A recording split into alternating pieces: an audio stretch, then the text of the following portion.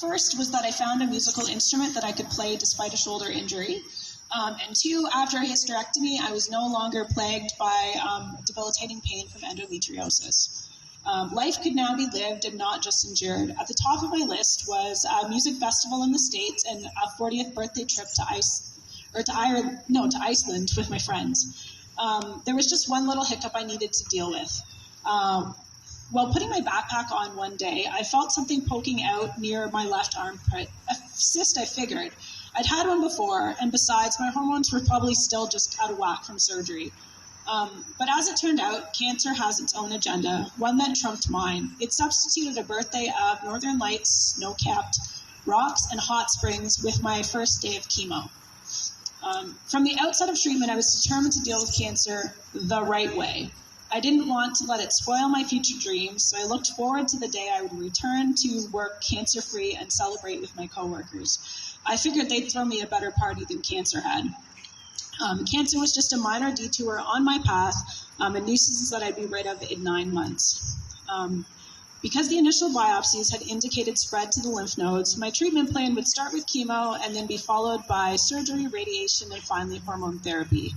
I'd be cured and I could reinstate my ambitions. Unfortunately, though, my story doesn't end with the cure for which everyone hoped and prayed. Cancer didn't care whether I did everything right or was finally going to realize my dreams after years of setbacks. During surgery, more lymph nodes tested positive than expected. Restaging scans revealed 3 spots on my bones. While an inconclusive biopsy allowed me to continue with radiation, the medical oncologist spoke the words no one ever wants to hear. Metastatic cancer, incurable. 3 words that replaced my dreams of traveling and furthering my musical endeavors with dreams of funerals, coffins, and eulogies. My funeral, my coffin, my eulogy, and a bunch of smelly flowers that I'm allergic to. Nobody better write in my obituary that I lost my battle to cancer, I remember saying to my social worker. Everybody dies at some point. Why do I have to be a loser? I wasn't incompetent. I wasn't unloved. I wasn't unsuccessful. Sure, I had cancer. We'll always have cancer. But even if cancer is the cause of death, does that mean I lost my battle? I need only look at all the faces here today to know that isn't true. Wellspring has taught me that cancer isn't what it seems. Sure, it is ugly and painful, but there is also life. Where there's struggle, there is courage. Where there is heartache, there is also love. I am thankful that amid COVID, Wellspring pivoted so quickly to online programs. My art therapy group became like family. Each week, we'd virtually enter each other's homes, chatting about boating, cats, roosters, gardens, and other seemingly mundane topics. And yes, sometimes we'd talk about cancer too. I also met an incredible group of people in a music therapy group.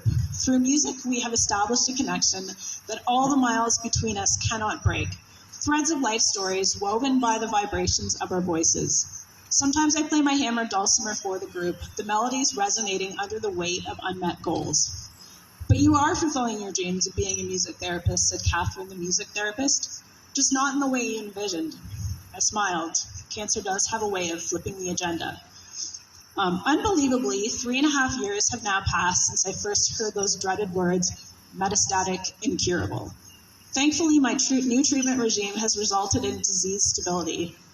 With the help of a lot of different Wellspring programs, I was able to return to work in January of this year and have been working full-time hours. I have the energy to pursue my hobbies.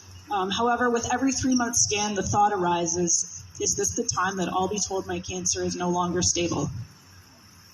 Nevertheless, I have learned that life begets death, but death need not rule my life. As long as I'm breathing, there is music to be played, trails to hike, and people to meet.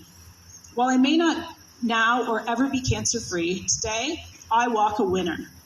Winning doesn't always mean getting the cure I wanted. It means I have much more and more to come. Yes, cancer might have a say in my future, but it won't get the last word.